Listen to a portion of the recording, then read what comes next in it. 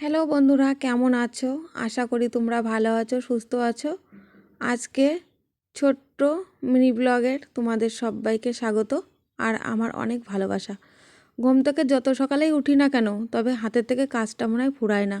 আজকে একাদশীর দিন, মানে কাজটা আরও বেড়ে যাওয়ার কারণ একটাই, কারণ সকালবেলার থেকে ধরো মাজা ধোয়া অনেক রকমই আছে, এইখানে একটু ল্যাপা পোচাও আছে। তা চলো, আজকে তো সোয়াবিনটা ভিজানোর একদম সময় নেই, তার জন্য আজকে সিদ্ধ করে নিয়েছিলাম।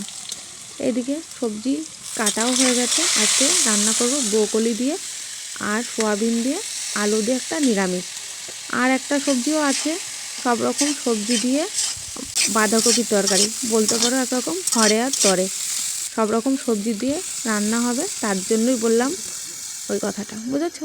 তা চলো দেখো, এদিকে তোমাদের সাথে কথা বলতে বলতে আমার ব্রোকলির কষানোও হয়ে গেছে, আর এদিকে দেখো ব্রোকলিটা নামিয়ে নিয়েছি।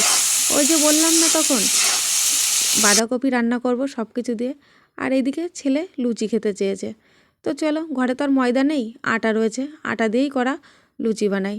তো আমি সবজিগুলো খাবো, তার সাথে লুচিও খাবো, তবে আটা লুচিটা আমার একটা অতটা পছন্দ না। তবে দুটো একটা যাই করেছি, তো খেতে তো হবেই। তো আজকে আমরা এইখানেই রান্না করেছি, এইখানেই খাওয়া দাওয়া করব। ছেলের দিচ্ছি, আর আমার বরের জন্য, আমার বর না এগুলো কিছু মানে মানে শুধু লুচিটাই খাবে না, তবে ওর জন্য ঘরে ভাত রান্না করেছি। তাই দিকে এই দেখো বাঁধাকপির তরকারি, ব্রোকলির তরকারিটা আমার হয়ে গেছে। এইদিকে খাওয়া দাওয়া করব। খাওয়া দাওয়া করার পরে গুছানোও হয়ে গেছে। এদিকে দেখো লেপে পুছে নিয়েছি। ব্লগটা কেমন লাগলো অবশ্যই কমেন্টে জানিও। টাটা।